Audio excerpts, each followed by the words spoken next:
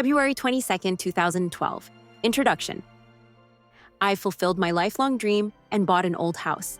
This blog will follow the process as I renovate the house into the house of my dreams. It's going to be an exciting adventure. Welcome aboard.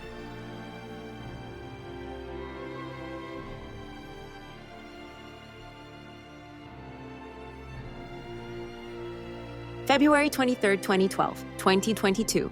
Tour of the house. I took some photos today of the fun work ahead. As you can see, this will take a while, but I'm up for the challenge. Some of my friends think I'm crazy for doing this by myself. Yes, I'm talking about you, Andrea and Jen. I'm already browsing through wallpaper catalogs. Here are the photos.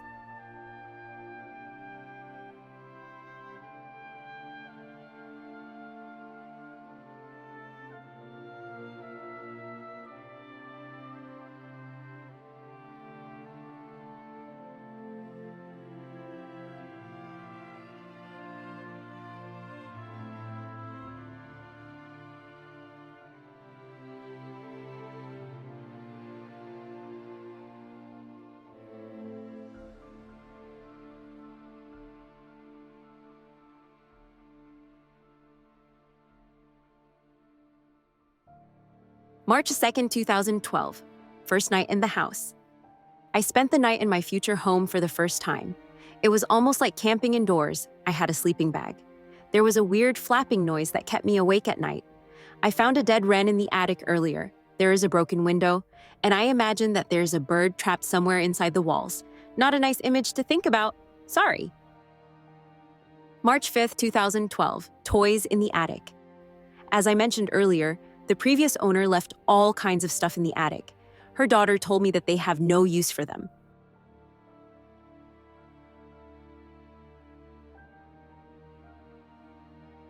I can do what I want with them. I've always been fascinated by attics. As a child, I used to sneak up to my grandparents' attic to explore. It always felt like a magical, mysterious place. Slightly scary, but not too much so. Filled with forgotten treasures waiting to be discovered. I felt the same way in the past few weeks, climbing up to my own attic. Here are some photos.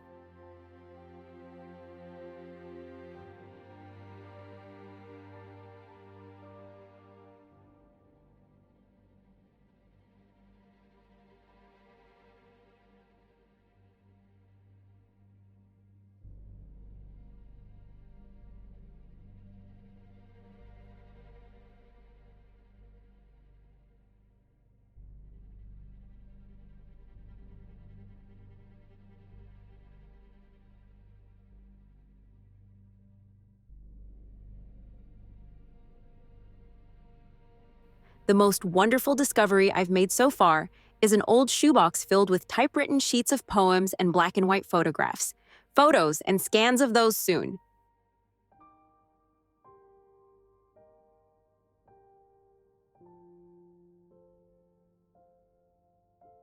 March 11th, 2012. Shoebox photos.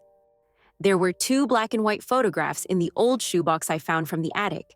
The box was among the things left behind by the previous owner. The photos depict a man getting into and out of a wetsuit and a woman, I'm guessing his wife or girlfriend, helping him. He could be a diver. I'm not an expert, but I'd say that the photos are from the 60s or 70s. Here comes the weird part. Their faces are covered with black ink stains. It must have been done on purpose as only the faces are covered. It's a delicious mystery, the whole shoebox is. I'm thrilled. I love mysteries like this. In addition to the photos, there are poems, 12 of them. I'll post them soon. Here are the scans of the photos.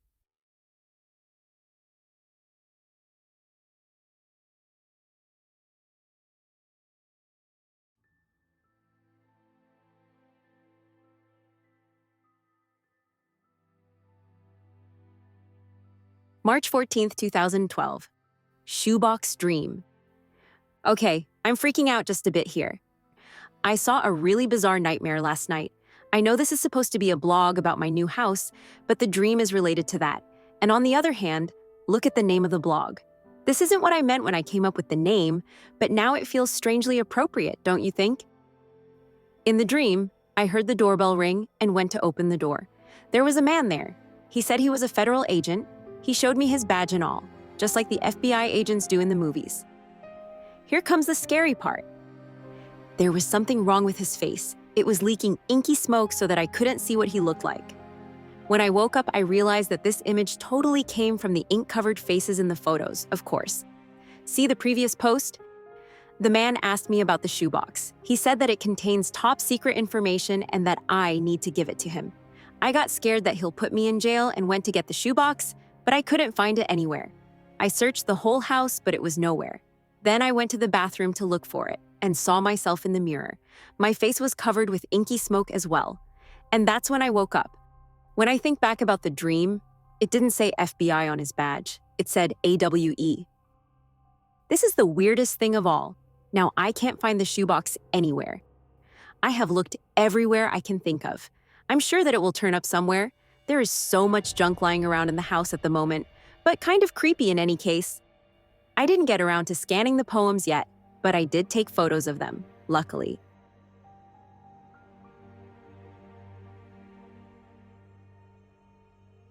March 25th, 2012. Under the house. A couple of guys came to do some plumbing work on Friday. They had to get under the house to do that, and I discovered that there was a trap door that led to the crawl space underneath. It had been screwed shut and had to be opened. After they were done, I decided to go down there to explore. Armed with a flashlight and my iPhone for shots, I squeezed myself through the trap door. It was cramped and claustrophobic. I'm amazed that the workmen were able to do any work there. I'm tiny compared to them. I was mentally prepared for rats and dead cats, or even something worse. But there was nothing out of the ordinary down there. Nothing out of the ordinary in the town of Ordinary, pun intended. Here are the photos.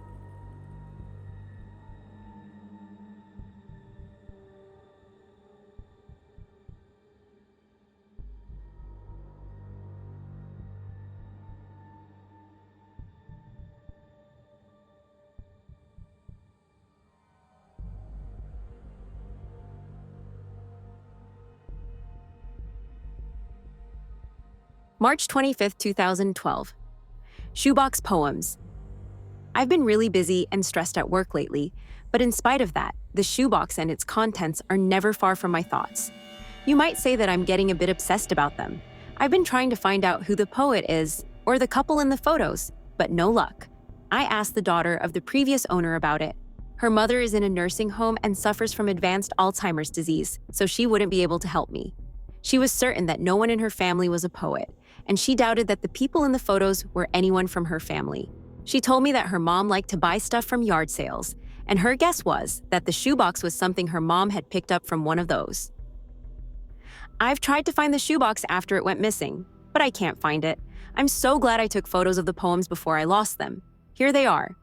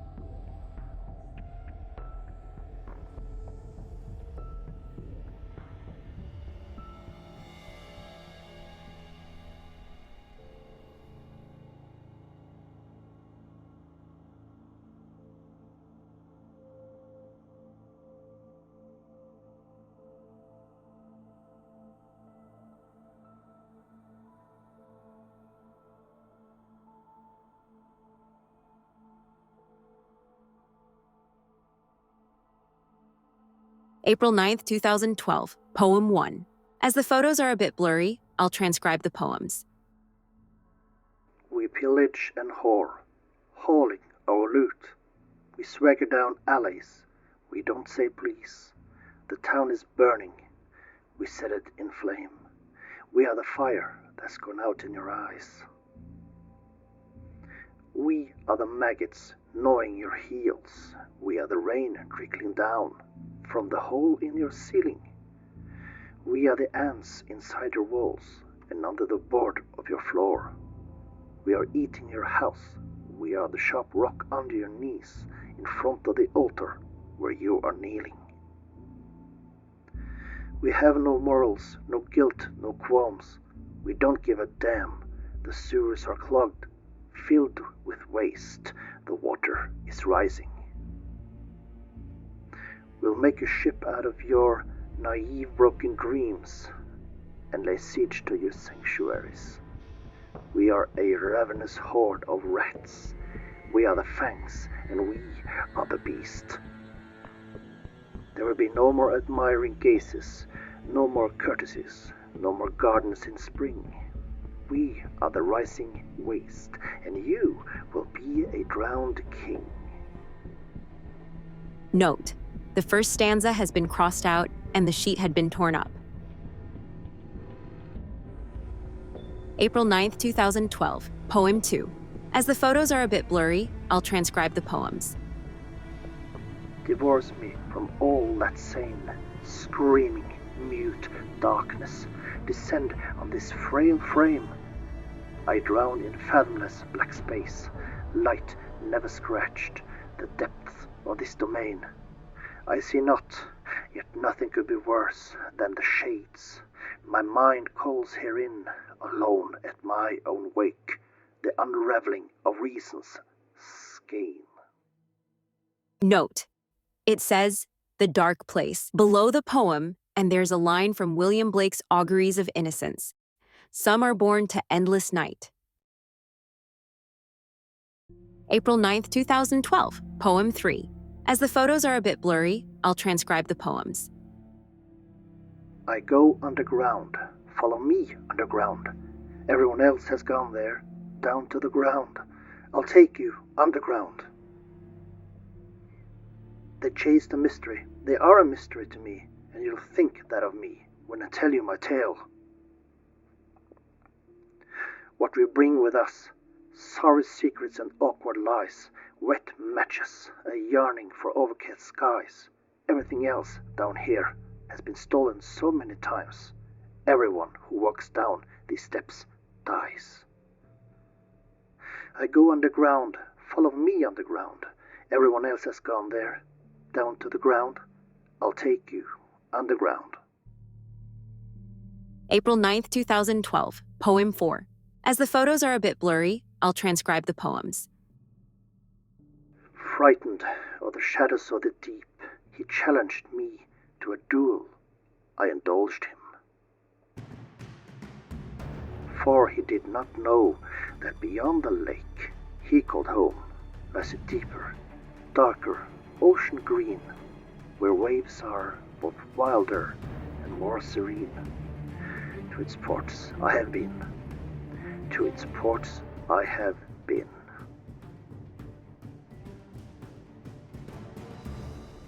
Note: rewrite has been written next to the first stanza. April 9th, 2012, Poem 5. As the photos are a bit blurry, I'll transcribe the poems. My mother told me to no avail. If you play with shadows, you grow sickly and pale, and forget all the wonders the sun can unveil. Beyond the shadow you settle for, there's a miracle illuminated. Note: the three last lines have been underlined, and there a note saying, E's favorite line, a long talk with him about the meaning. No changes, but keep in mind for another time.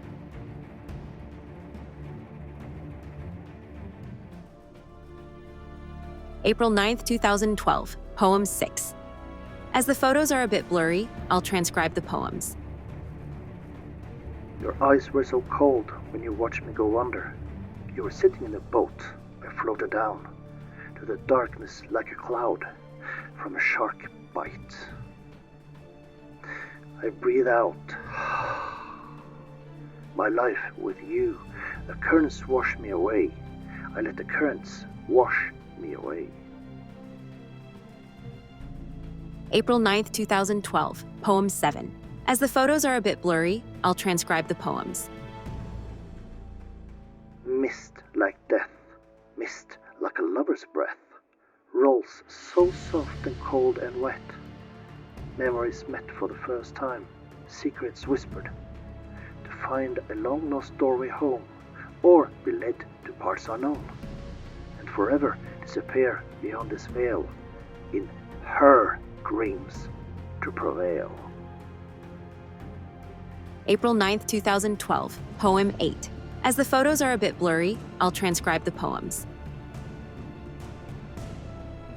I wish it would shatter like glass under my heels, just like a sheet of ice. When I close my eyes, that's how the mirror feels. Oh mercy, thousands have gone missing beyond the labyrinth of me. When you're lost in your own company. Note: there's another poem on the page as well. In this hall of mirrors, built by liars, I'm a pale reflection of myself. Pool. There are also a couple of drawings, a face of a man, some fir trees by the water, maybe, and a strange face with a long nose and round black eyes. April 9th, 2012, Poem 9. As the photos are a bit blurry, I'll transcribe the poems. Until that time comes around again, the shadow falls on this town again. It's barely evening, but the shadow falls on me again. No one will miss us, our faces inked black. They'll sell us our things at the flea market. They'll never call us back. So she left with them. They'll wine her and dine her. We huddle naked in this alley. Nothing's for sure. Fir needles tickle. We bathe in rainwater. All the way to the ocean. The memory of the slaughter. Until that time comes around again, the shadow falls on this town again. It's barely evening, but the shadow falls on me again. When I'm awake, I'm barely alive. When I'm asleep, I have two hearts, your heart and mine. Your two hearts and mine. April 9th, 2012, Poem 10. As the photos are a bit blurry, I'll transcribe the poems. From bloom to gloom, our love like fire consumed. We burned our bridges, furniture, clothes, hair, flesh and bones. All too soon, we ran out of things to burn. But while it blossomed, our love was like a flower. Note: also written on the page, B, this is us, T, and a name Barbara, I'm guessing can't quite make it out, different handwriting, next to a heart. April 9th, 2012, Poem 11. As the photos are a bit blurry, I'll transcribe the poems. In this temple of shadow and mist, there's a window in the floor and a door in the ceiling. There's no knowing, and I'm standing still, or running, or kneeling. Note: the two last lines have been scratched out, can't make out what it originally said, and the lines of the poem have been written next to them. April 9th, 2012, Poem 12. As the photos are a bit blurry, I'll transcribe the poems. Kept from sleep again last night by the sound of chimes. I sway, so far below heaven, so high above hell. Frost creeps up the trunk of my spine, all this blackness through these holes of my eyes. Just the wind in my skull and the wings of her crows. They perch on the gallows, they have pecked me clean, and made a chime from my bones. Note: also written on the page, B's comment, a diver, not a hanged man, think about it. May 30th, 2012, Shoebox Dream 2. I had another dream last night, and when I woke up, a real scare. In the dream, I was visiting the previous owner of my house at the nursing home. Only in the dream, the owner wasn't a sweet old lady. He was a man, and he wasn't old. He was a young man with a dark hair. Very good looking, in fact. I remember that he was wearing a funny jacket with old-fashioned elbow patches. I was there to find out about the shoebox, but he was very agitated and didn't listen to me. The place was brightly lit, it was sunny outside, but he was still very anxious and wanted me to turn all the lights on. He kept going on about the place being too dark. I remember being certain that all the lights were on already, but that didn't calm him down. In the end, he was screaming for me to turn the lights on. I was also starting to freak out, starting to think that something horrible was coming to take us away, and that's when I woke up. I was really thirsty. I got up from bed and went to get a glass of water. In the hallway coming back, I suddenly saw a dark silhouette of a man outside the window. I must have screamed aloud. My heart stopped for a moment. I dropped the glass. Luckily, it didn't break. It's one of my favorites. I was really frightened. I rushed through the house, turning on all the lights. My first impulse was to dial 911, but after a moment that felt silly. I told myself that I must have imagined the whole thing, seen my own reflection in the window. Of course, with all the lights on inside, I couldn't see anything outside anymore. I ended up calling a friend of mine, Joss, who lives nearby, waking him up. He was kind enough to come over and check the place. Bless him. Joss is a real angel. There was no sign of anyone outside. Today, I'm definitely going by some yard lights. I've been meaning to do that for some time already. June 4th, 2012. No light, no light. I've been very busy at work and too exhausted to post here for a while. Apart from the nightmare the other night, which I had to get off my chest immediately, and it still gives me the creeps. On a more positive note, the house is slowly starting to look really good, and I've been living here for a while. Here's a photo of my fireplace. I got the yard lights, now I only need to get them installed. To be honest, I'm playing for time here, writing this, not looking forward to going to bed. I was listening to the beautiful, brilliant Florence Plus the Machine earlier, and the song No Light, No Light made me think about the nightmare again. Called 911, men outside, shadows, dark coming, help more alive. June 13th, 2012. Haunted house? I'm back, and I'm okay. Well, not okay, but alive. They kept me in the hospital overnight for observation, and then I spent a couple days at my parents' house. On the night of my previous post, sorry if it frightened anyone, I had trouble going to bed. I was on my laptop, listening to music. The TV was on in the living room. I wasn't really watching it, but I was mildly amused by the fact that the episode in the crappy horror show that was on was about a girl who buys a haunted house and gets into trouble. It was a rerun of The Twilight Zone or something. It got ridiculous when the corny narrator started saying things like, she thought she had bought an ordinary house in an ordinary town, but nothing could be more out of the ordinary than this house. I actually laughed out aloud and walked to the living room to see. It was like someone was playing a practical joke on me. But then I immediately saw the men outside my window, dark, shadowy silhouettes, and the power went out and it was dark, and I could hear a window breaking in another room.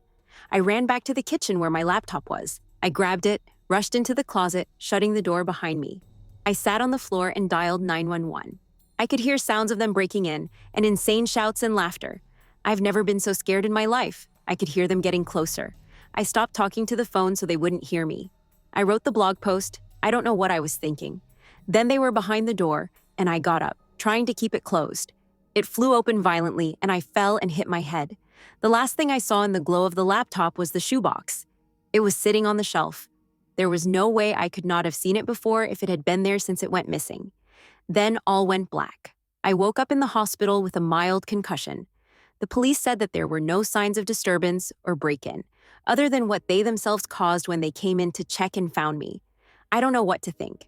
I've been very stressed at work, but I'm not going crazy, and I didn't just imagine it all. It really happened. One thing is certain. This is my house, and I won't be frightened away by ghosts or shadows. This is my house, and I will fight for it if that's what it takes. So there. I just checked. The shoebox is there on the shelf in the closet. There is stuff inside that wasn't there before. July 22nd, 2012. House guests. Soon after my last update, someone contacted me. They had found me through this blog. They said that they know a lot about what's been going on, about the origin of the shoebox's contents, and that this kind of a thing had happened before, elsewhere. They promised to tell me more, on the condition that I'd stop updating the blog. They said that this whole thing should be kept secret and hinted that it could be dangerous. That there are people out there who think that the contents of the shoebox can be very valuable and would be willing to commit crimes to get hold of them. In a way, it felt a lot like my nightmare about the agent who came asking about the shoebox. Of course, this was totally different in many ways. In a way, it felt a lot like my nightmare about the agent who came asking about the shoebox. Of course, this was totally different in many ways, but still, it reminded me of that. Like the dream had come true somehow. I promised to think about what they'd told me, and I have. And that's the reason why there have been no updates for a while. They were friendly enough, but the more I've thought about it, the more the whole thing felt like a threat, and that really pisses me off. It's a free country, and I can write about anything I want in my own blog. And the shoebox and everything in it came with the house, and thus it's mine. I've decided to keep updating the blog for now.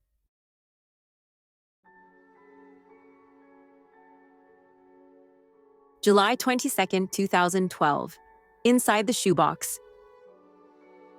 When I found the shoebox again, there were more poems inside and a battered old device, a switch of some kind. I actually had to go and ask about it in the local hardware store to be sure what it was. It's an old light switch. When you flick it, there's a solid, satisfying click. When I flicked it the first time after finding it, all the lights in the house went out. I swear I'm not making this up. It turned out to be the whole neighborhood, actually, and the real reason for the power out turned out to be the thunderstorm rumbling above. But talk about a coincidence of a lifetime. I flicked the switch many times after that, and nothing strange has happened. I can't explain where this new stuff came from. Someone broke into my house and put it there? That makes no sense. July 23rd, 2012. More shoebox poems. There were 6 new poems in the shoebox, as well as something else. Not a poem.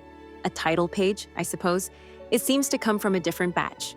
All the pages seem old, as if they've gotten wet at some point. In any case, here are the photos.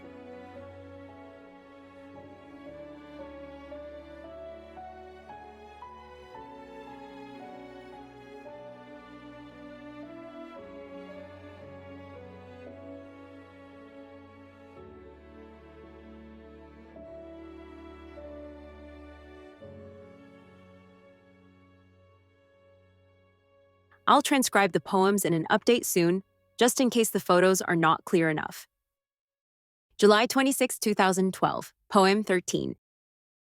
I came looking for my princess. Instead, I found a witch wearing her face. No one in the family had noticed the change. She said, "She becomes me." Through all the wicked things she did to me, her beauty kept me in a daze.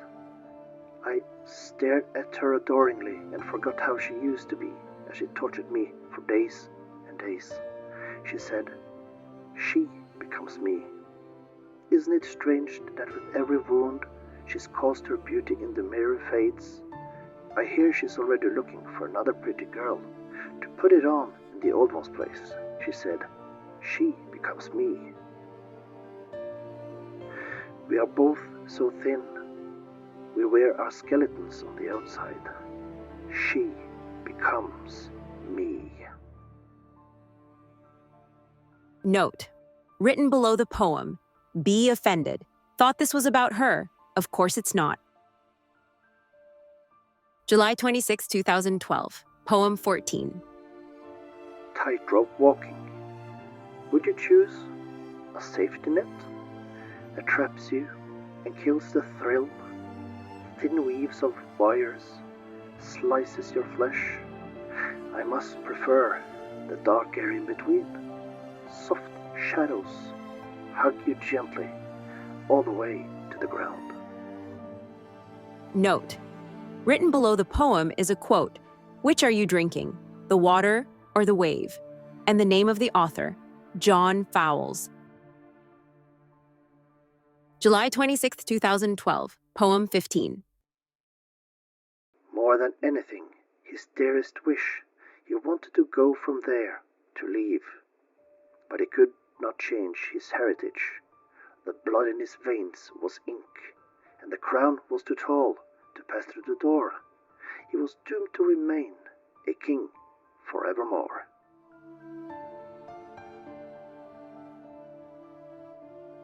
July 26, 2012, poem 16.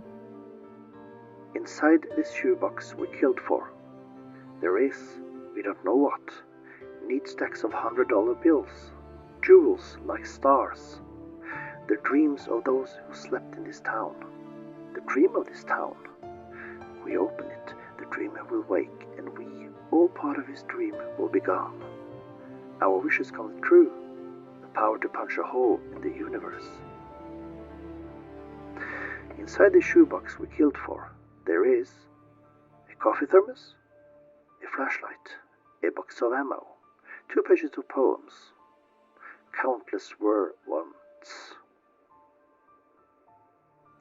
Inside the shoebox we killed for, there is no cat, poisoned or otherwise, dead or living, undead, uncat, baleful spirits, all of the evil of this world, no hope, nothing, darkness.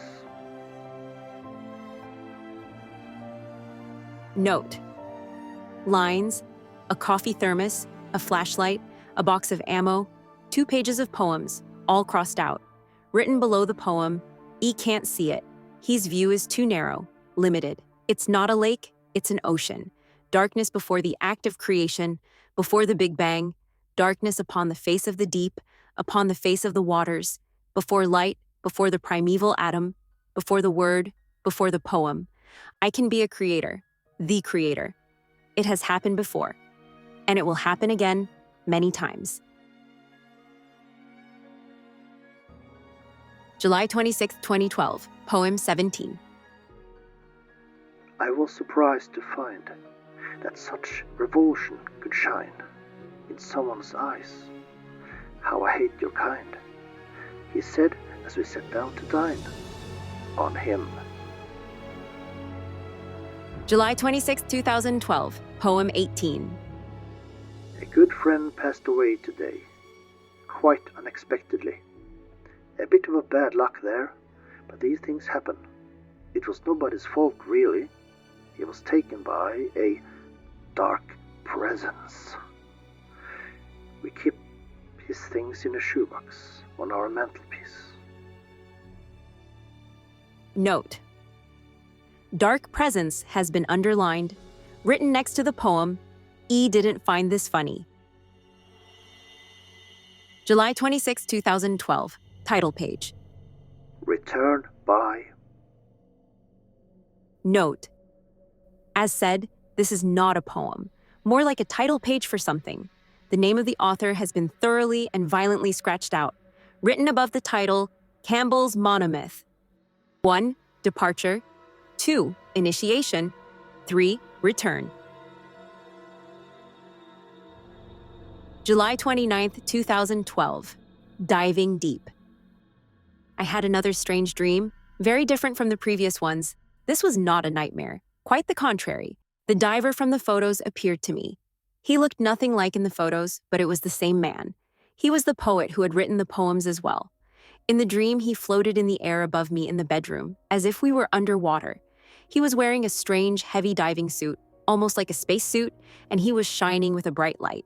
He told me things that in the dream made perfect sense, but now not so much. I've made a habit of keeping a notebook and a pen by my nightstand, so that I can write down my dreams as soon as I wake up. But even then, I feel that I missed or misunderstood a lot of what he told me, already beginning to forget it while I was writing it down. Also, when I read through my own notes now, some of them make no sense. But afterward, and still now, I feel shaken by the powerful emotion I felt in the dream. I'll try to explain the dream as well as I can. The diver told me that a dark presence had taken over his girlfriend, the woman in the photos. He tried everything he could think of to banish it from her, but everything had failed. In the end, he finally understood what he had to do, finally understood the true nature of the dark place that was hidden under the waves of the lake where they lived. The lake was an opening to dark place that was much bigger than the lake itself, in fact, much bigger than the whole universe we live in. He wrote one last poem, his masterpiece, a secret poem, a hidden poem, a poem that's not among the poems I've found in the shoebox. And he took his girlfriend for one last dive. Together they sank down into the depths, far deeper than he had ever dived before. In the dream, I was there, diving with them. And from the depths, something or some things surged up to meet them. Things of darkness, but bright things of light as well. The diver explained that these things, or these presences, were forever fighting a war between the forces of light and darkness. A dark presence had taken over his girlfriend, and a bright presence now came to take over him. And he surrendered his body to it. But at the same time, the essence of who he was kept diving deeper, ever deeper, holding the essence of his girlfriend, their spirits, their souls, spoke the words of his secret poem. The poem described a new world, an island in the sea of darkness, a safe haven, a paradise, a baby universe. The nature of the dark place was such that anything dreamed up there, any dream or a work of art, would come true, just as true as anything in our world can be. And the poem came true, and the essence of the diver and the essence of his girlfriend escaped from the darkness and disappeared into this new world, to live there happily ever after, while their shapes, his now taken over by a bright presence, as his girlfriend's had been taken over by a dark presence, surged up through the opening in the lake to our world to continue their battle there. When I woke up, I felt overwhelmingly happy and privileged of having been shown this. I've never been so moved by a dream and didn't think it could even be possible. Even now, even though I've forgotten many details, the feeling remains a feeling of hope.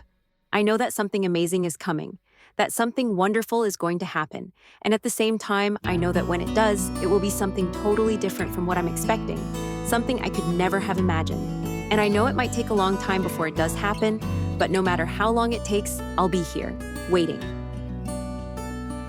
There's an altar wrought with mystery of Tom the poet and his muse, and a magic lake which gave a light to the words the poet used. Now the muse, she was his happiness, and he rhymed about her grace, and told the stories of treasures deep beneath the blackened waves. Till in the stillness of wonder, and still in its misty crown, the muse, she went down to the lake, and in the waves she drowned. And now to see your love set free, you will meet the witch's cabin key. Find the lady of the light, gone mad with the night. That's how you reshape destiny. The poet came down to the lake to call out to his dear. When there was no answer, he was overcome with fear. He searched in vain for his treasure lost, and too soon the night would fall, and only his own echo would wail back at his call. And when he swore to bring back his love by stories he'd create, nightmares shifted in their sleep in the darkness of the lake. And now to see your love set free, you will need the witch's cabin key. Find the lady of the light, still raving in the night. That's how you reshape destiny. In the dead of night she came to him with darkness in her eyes. We're in a morning gown, sweet words as her disguise. He took her in without a word, for he saw his grave mistake, and vowed them both to silence deep beneath the lake. Now if it's real or just a dream, one mystery remains, for it is said on moonless nights they may still haunt this place.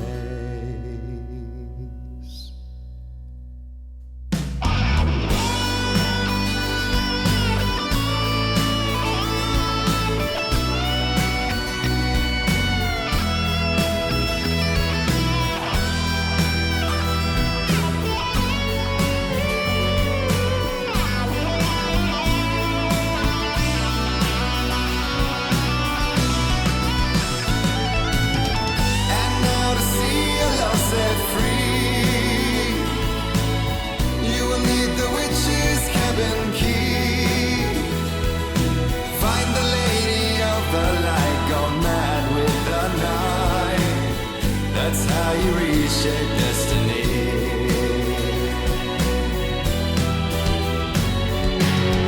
And now to see your love set free, you will lead the witch's cabin key. Find the lady of the light, still raving in the night. That's how you reshape destiny.